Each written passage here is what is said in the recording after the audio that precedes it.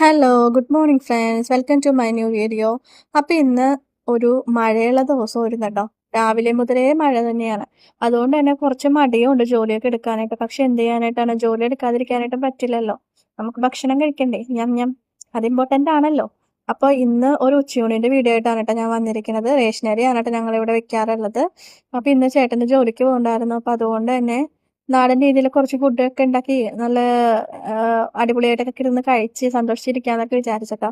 അപ്പൊ ഞാൻ അരി വേവിക്കാനായിട്ട് ഇവിടെ ഇട്ടിട്ടുണ്ട്. ഇപ്പൊ പുറത്തത്തെ അടുപ്പൊന്നും അങ്ങനെ ഉപയോഗിക്കാറില്ല. ഗ്യാസ് അടുപ്പിൽ തന്നെയാണ് എല്ലാം ചെയ്യാറുള്ളത്.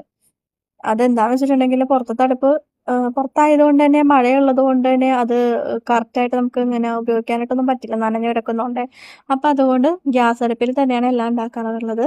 അങ്ങനെ അതിവിടെ റേഷനറി വേവിക്കാനായിട്ട് വെച്ചിട്ടുണ്ട്. ഇപ്പൊ കറിക്കായിട്ട് അച്ചിങ്ങ മെഴുക്കുവരട്ടാന്നാണ് വിചാരിച്ചത്. അപ്പൊ രാവിലെ പുട്ടിനുണ്ടാക്കിയ കുറച്ച് ചെറുപയർ കറി ഇരിപ്പുണ്ടായിരുന്നേ. അപ്പൊ അതും ഇരിപ്പുണ്ട്. അതിന്റെ കൂട്ടത്തില് അച്ചിങ്ങ മെഴുക്കുവരട്ടിയതും കൂടെ ഒന്ന് ഉണ്ടാക്കാന്ന് വിചാരിച്ചു. അപ്പൊ ഇവിടെ എപ്പോഴും പച്ചക്കറികൾ തന്നെയാണ് കേട്ടോ ഞങ്ങള് കഴിക്കാറുള്ളത്. മീനൊക്കെ വല്ലപ്പോഴൊക്കെ വാങ്ങിക്കാറിട്ടുള്ളൂ. എല്ലാവർക്കും പച്ചക്കറി തന്നെയാണ് ഇഷ്ടം. അപ്പൊ ഞാനത് അച്ചിങ്ങ ഉണ്ടാക്കാനായിട്ടുള്ള മെഴുക്കുവരട്ടിക്കുള്ള അച്ചിങ്ങ ഇതുപോലെ കട്ട് ചെയ്ത് മാറ്റി വെക്കുന്നുണ്ട്.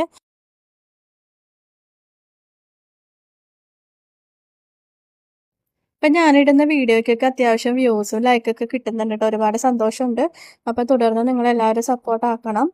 അങ്ങനെ ഇവിടെ അച്ചിങ്ങയ്ക്കുള്ള ഉള്ളിയും പിന്നെ അതുപോലെ തന്നെ വെളുത്തുള്ളിയും പച്ചമുളകും ഒക്കെ കറക്റ്റാക്കി അരിഞ്ഞൊക്കെ വെച്ചിട്ടുണ്ട്.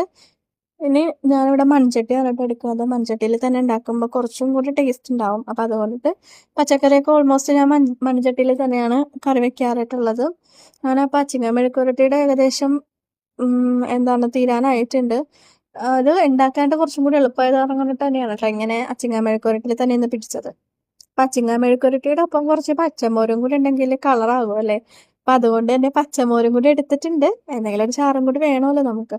പച്ചമോരും അതിൻ്റെ കൂട്ടത്തിൽ എന്താ കുറച്ച് ഇഞ്ചിയും അതുപോലെ തന്നെ പച്ചമുളകും ഒക്കെ കൂടെ വേപ്പിലയും കൂടി ആവശ്യമുണ്ട്. പക്ഷെ വേപ്പ് പുറത്തായതുകൊണ്ട് മഴയായതുകൊണ്ട് എനിക്ക് ഇത്തിരി മടിയുണ്ട് പോയിട്ട് പൊട്ടിച്ചെടുക്കാനായിട്ട്. അപ്പം അതുകൊണ്ട് തന്നെ പച്ചമുളകും ഇഞ്ചിയും വെച്ച് അങ്ങ് അഡ്ജസ്റ്റ് ചെയ്യാമെന്ന് വിചാരിച്ചു. നമുക്ക് തിന്നാൻ വേണ്ടി മാത്രമല്ലേ. അപ്പം അതുകൊണ്ട് കുഴപ്പമില്ലല്ലോ എന്ന് വിചാരിച്ചിട്ട് അതൊക്കെ ഒന്ന് അരിഞ്ഞ് അത്യാവശ്യത്തിന് ഉപ്പ് ഇട്ടിട്ട് ഞാൻ ഫ്രിഡ്ജിൽ തന്നെ തിരിച്ചെടുത്ത് വെക്കുവാനായിട്ട്. തണുപ്പോടെ അത് കഴിക്കുമ്പോഴേ ഒരു ടേസ്റ്റ് ഉണ്ടാകത്തുള്ളേ. അപ്പം ഇതിൻ്റെ കൂട്ടത്തിൽ കുറച്ച് പൊരിച്ച മീൻ ഉണ്ടായിരുന്നെങ്കിൽ നല്ല രസമായാണ്. പക്ഷെ പൊരിച്ച മീൻ ഇല്ലാത്തതുകൊണ്ട് ഞാൻ പപ്പടം പൊരിച്ച് അഡ്ജസ്റ്റ് ചെയ്യാമെന്ന് വിചാരിച്ചു ഗൈസ്. അപ്പം നിങ്ങൾക്കൊക്കെ ഇന്ന് ഉച്ചയൂണിന് എന്തൊക്കെയാണ് കറികൾ കമൻറ്റ് ചെയ്യൂ കേട്ടോ. അടുത്ത വീഡിയോ ആയിട്ട് കാണുന്നത് വരെ എല്ലാവർക്കും താങ്ക്സ്. ബൈ.